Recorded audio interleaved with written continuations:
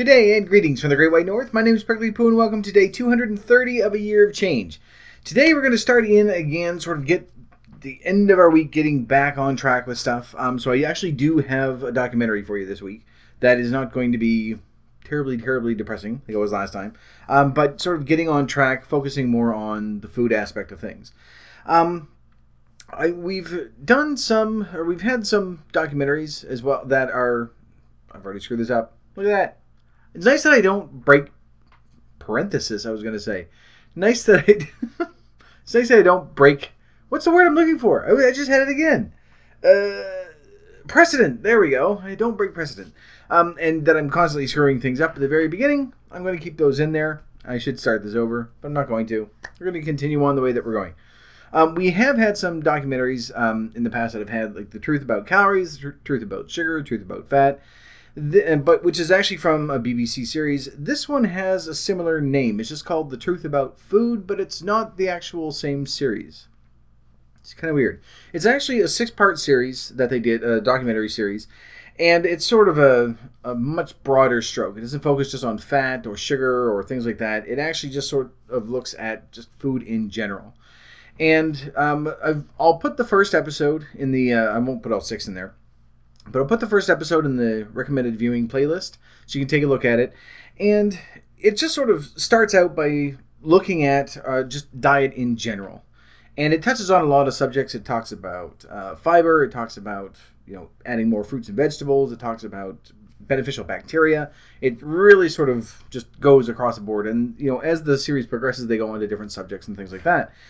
So there's nothing really that it focuses on the same way that the other ones did, or that some of our other documentaries have looked at and saying, well, this is the one thing that we're going to be talking about, like wheat or sugar or, whatever it is. But I think where we've done like the big all-encompassing stuff. Anyway, where we've done like just such a huge thing. Again, I keep losing all these words. And I don't know what I'm trying to say. Where we've done a lot of stuff, there we go. I can't think of a better word than stuff. So where we've done so much, we've had so much information. It's nice to sort of wrap everything up in a nice, neat little bow, which I think I've actually done for a title for a different video, which is weird. But this actually is sort of like a springboard for us starting off on fiber and protein and stuff like that. Because, throughout the series, they do touch on a lot of different things. Now, this being the BBC, there are some warnings I should put out there for you, just in case you're brand new to this and you haven't watched any of them before. You will hear swearing, you will see poop, and you will see dangly bits. So, they're on there. But it presents a lot of information. It's just, there's really no sort of narrative to it. Basically, what it takes, or what it does, is that it starts out by grabbing a group of people. And this is one thing that, another one of those... conflicting opinions that I have. They take a group of people that are having, minor health issues like high cholesterol, blood pressure, too much sodium in their diet, stuff like that, and they put them on what they called an evolutionary diet. Basically, it's a vegan diet. It just puts them on just raw vegetables. You can't even cook them, and they do that for 12 days. And I think during one day, they actually took them out fishing so that they could have some actual meat. But we'll exclude that for the time being, because it was a very small meal. It was only 1 out of 12 days, and it focused on just foraging for food. And they pretty much gave them the food, but they do have a little segment on that. Low sugar, low salt, just all fruits and vegetables for 12 days, and then it sort of follows these people along to show the improvements that they've made, things like that. And it's by far the most straightforward argument for a vegetarian or vegan diet that I've seen. Instead of people saying, well, it's because it's so much more healthier. They do acknowledge that you do need protein in there. You do need meat because they're eating 10 to 12 pounds of food a day, just in vegetables, just constantly in order to get the nutrients that they need. So, almost choked. Don't know what that was. But it does follow that group for a while. It follows a couple of truckers as well, and just shows how their diet affects what they call transit time, if I'm remembering it correctly. Basically, how long it takes for food to make its way back out, and just shows what increasing even a small amount of fiber can help with. They talk about the thing with the dangly bits. They took 7 people, but only 2 would be shown, that had erectile problems, and fed them 4 cloves of garlic a day to see, because people always say, well, there's this miracle thing and this miracle thing. So they thought, we're going to test this out, see how it goes. Won't tell you how it goes because you want to go see that for yourself, so to speak. But it's just little things like that. Like, there's no real one tight focus that they look at. The thing that gets the largest focus with this is just, the increasing the amount of fruits and vegetables and fiber in your diet overall. I suppose if you were to look for a theme throughout this, the first episode. But as they continue on, they, some things focus on, one topic, and then other series, this doesn't right, episodes, there we go, we'll focus on another. So, but it's very interesting just to sort of see it from a different light, because I know that a lot of the stuff that we do, a lot of the stuff that we have seen has been, especially when we first started out, we're getting to this point where if we don't stop, we're going to be this large, and these are the health problems that go along with it. And then we've done a few where it's, we're getting sort of more into the sciencey bits of it, where we've seen the changes in ourselves. We've seen how our diets have helped us over the past few months, and that we feel better. We're losing weight, or losing inches, whichever one that you've been measuring. I still haven't measured anything. I should have, really, when I first started out. But again, don't have a tape measure. I had one, and it's gone. But, as we've been going through the past few months, we've seen how this has changed. Compared to how we ate a year ago, we'll say 7 months ago, because I'm assuming that we were eating pretty poorly right up until we started doing this. I was. So 7 months ago, how we were eating then and comparing it to how we're eating now is so much different.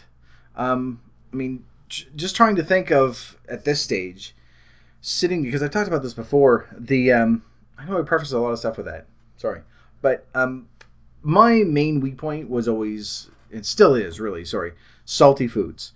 But one of the main things that I always went after was just nachos. Big plate of chips, and then dump salsa and sour cream, and usually half a block of cheese on it.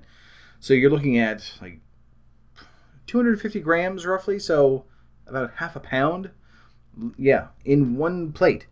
And I would have probably 2 like big plates, like 12-inch plates. I have had 3 in one sitting, to a point where you just think, I can't eat anymore. And when you're 325 pounds, that's a tremendous amount of food. So you're looking at probably 6,000 or 7,000 calories in a single sitting. And being able to do that now would just be impossible. This morning, before I actually started recording, got up and I've had a huge breakfast. I've gone through a tremendous amount of calories, but it was a salmon steak, and I chopped up some sun-dried tomatoes and threw in an apple as well, cooked everything all in together, had some toast with it. So I've had a massive breakfast, to a point where it was, I am stuffed. I'm very, very stuffed. And it's around 1,200 or 1,300 calories, which is a huge breakfast. But the fish itself, it's a piece of fish, Anyway, about 250 grams, so the size of 2 decks of playing cards. But it's salmon, so it's much higher in calories because it's an oily fish. But that's where the majority of the calories are coming from. But even that, it was a good sized breakfast. It filled my plate. I haven't had a very large breakfast in a long time, but I thought, you know what, I'm going to have something, try and do something a little bit different. Because yesterday I ate poorly yesterday. Not that I ate bad food or anything, but I didn't eat, which was really bad. So I had like some fruit in the morning, like a regular breakfast, and then just all day nothing until about midnight. So, with this, I wanted to have a nice big breakfast, so it'll sort of keep me throughout the day. So it's still a large breakfast. It's like 1,200 or 1,300 calories. But when I look at it, it's, aside from buttering my toast, it's tomatoes, apples. What was the other thing? Salmon. I don't remember what I had 2 hours ago. Salmon, and then whole wheat toast. So it's still healthy, and even having that much, it's a lot of food. It's probably like 1.5 pounds of food. But it's so different than sitting down and having 3 large plates of just cheese and sour cream and tortilla chips and everything else. Which, by the way, tortilla chips are actually the worst part of that. They're like 25 calories each per chip, which is really weird. Anyway, sort of getting off topic here. But looking at how people have changed their eating habits, there we go. We'll sort of go back to that because that's what I was aiming for. And looking at the documentary, when they took these people and for 12 days, they ate just raw fruit and vegetables. They didn't have, the only salt that they were able to have was 1 olive per day. And they would bring them all the food for them throughout the day. And that was their food. That was it. That's all they could eat. But it was very interesting because sort of at the end, you can see where, where we've gotten to that point where you're not every time, but more likely to pick something that's nutritious rather than regular junk food when you have the choice. Not because you're thinking, oh, well, I don't like junk food anymore. That's terrible. I'm going to have some broccoli. But because you've worked so hard to get where you are now, that when you're presented with that choice, that temptation is still there. But it's not even a matter, I don't think, of saying, well, our willpower is stronger, that we can resist it more. I mean, we're always going to have those cravings. Shut up! The guy honking his horn out in the street. Anyway, it's not to say that we won't have those cravings, but because we've worked so hard for it, it's easier to go for the nutritional thing and say, you know what, I'll have the apple rather than the chocolate bar. It'll be okay. I mean, eventually, we're going to get to a stage where you can say, you know what, I want to treat myself. I want to have that chocolate bar. But it will become a treat. It will be something that, you look forward to and think, yeah, I haven't had anything in a very long time. I think I'll have something doesn't have to be a chocolate bar, whatever it is, whatever your go-to snack is. And if it's been a few months and you think, I really am looking forward to it, I think I'll have that. That's still a far cry from us having 3 and 4 a day on a regular basis. I have a friend of mine who goes down to the States for Black Friday every single year. She travels down there, fights the crowds, tramples people, the whole shit and bit. And she used to bring back payday bars, because we can't get them here in Eastern Canada. I don't know if we can get them in the rest of the country, but we can't get them here. So she will bring them back, because I'm not a big chocolate fan, but these are just like salted caramel dipped in more salt. They're great. So she would generally bring back, a few, boxes, basically. And we're talking about this last night, that, because she's going down soon, it's getting close to, it's November now. So when she goes down this year, of course, immediately she says, do you want me to bring anything back? And I was tempted, but not to the extent where I'm like, oh, I really shouldn't. It's very bad. It's very bad. But if I was to have those, I don't think it would be the same, because I would sit and eat, 6 in one sitting, and I'm not there anymore. Obviously I would still have one because they're awesome, but I'm not to that same stage where, I don't have an off button anymore. It's much, much easier to get to that stage where you think, I've had enough, or no, I'm going to forgo that. So when we do have something like that, then we do sort of look forward to it. Like that one donut moment, where you think, oh, I'm going to have a donut, which I still haven't had. There's a lot of things that I haven't had in the past, 7 months. Like donuts and nachos and all that stuff that I just used to eat pretty much on a daily basis, at least weekly. Nachos were sort of a staple food for me, the same way that milk or bread or eggs would be. I would just always have it here in the house. So, anyway, this is turning into a whole other thing. We're going to get back to where we should be, talking about the documentary. So, when you're following these people along at the end, when they've worked so hard for it, and they do throw them a barbecue and say, we have some healthy options, we have some not so healthy options. And someone, you know what, I'm going to treat myself. I've gone 12 days of just eating raw vegetables, and I'm going to have a burger because I want a burger. And other people said, yeah, I'm going to have a little bit of this and a little bit of that because I don't want to throw away everything I've done. But even the people that were going after the sausages and the burgers and everything, they said, no, we're going to continue what I'm doing tomorrow, but I want something, a little more substantial than vegetables, because that's all I've had for 12 days. So I think it focuses more on balance more than anything else. I mean, it really does sort of show the benefit that increasing the amount of fruits and vegetables in our diet can have just across the board. And even with the experiment with the evolutionary diet, I guess is what they call it, just even if you ate just vegetables, you have to eat a tremendous amount, but there are health benefits to it. So it's just nice to see that what we've been doing is, you know, we're on the ball. I'm trying to think of a better metaphor, and I can't. So what we're doing is correct. Increasing the amount of fruits and vegetables that we've had in our diet and focusing more on balance instead of just saying, well, no, we don't need this, we don't need that.